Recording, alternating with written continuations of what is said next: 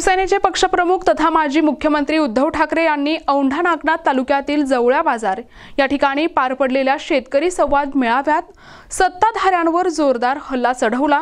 शेतीचे पंचनामे झाले नाहीत, आता सरकारचा पंचनामा करा, असे परखड मत त्यांनी व्यक्त केले आहे। यावेळी त्यांनी शेतकऱ्यांशी थेट संवाद साधला आणि पंचनामे न झाल्याबद्दल संताप व्यक्त केला। या मेळाव्याला खासदार नागेश आष्टीकर, माजी खासदार चंद्रकांत खैरे, संपर्क प्रमुख बबनराव थोरात, अंबादास दानवे, सुनील भाऊ काळे, जिल्हा प्रमुख संदेश देशमुख, तालुका प्रमुख माऊली झटे, दत्ता आंबोरे आदी प्रमुख नेते उपस्थित होते। शेतकऱ्यांच्या प्रश्नांवर बोलताना उद्धव ठाकरे यांनी सरकारला धारेवर धरले।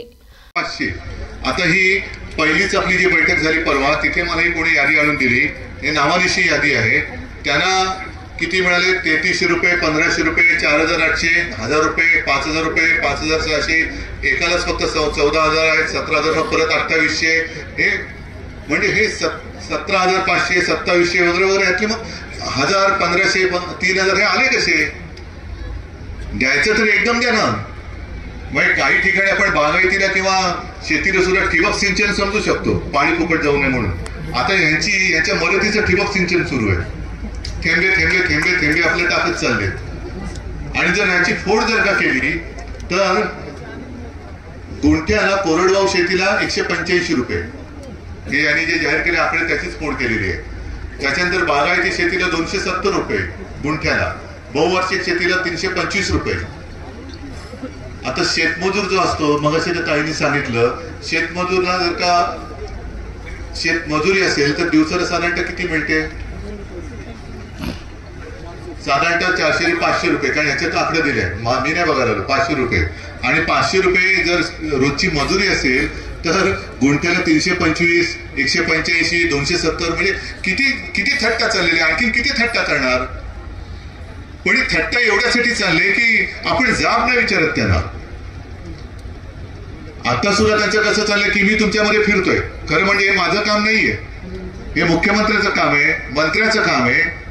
आज तुमचा पालकमंत्री कोणी असेल, कुठे गेला पालकमंत्री? काय येऊन नाही बसत असा? बोल ना, सगळ्यांची घेऊन बस, जिल्हा प्रमुखाला घेऊन बस, तहसीलदाराला घेऊन बस, तलाठ्याला बस, बीडीओ पीडीओ काय असतील सगळ्यांना घेऊन बस।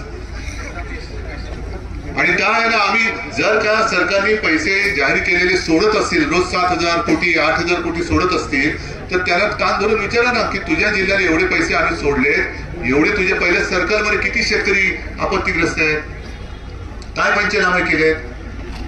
पंचनामे नसतील केले तर का पंचनामे केले नाही? मग त्याला किती पैसे मिळाले, किती पैसे आम्ही जाहीर केलेत? हे जाहीर केलेले पैसे तुझ्या सर्कलमध्ये त्या शेतकऱ्यांना मिळाले का नाही? विचारा ना, जाब विचारला पाहिजे। टीका करायला काय कोणाचं काय जात नाही, पण जर जमिनीचे पंचनामे होणार नसतील तर मग आपल्याला ह्या दगाबाज सरकारचा पंचनामा करावा लागेल। प्रतिनिधी नंदू परदेशी, NTV न्यूज मराठी, वसमत, हिंगोली।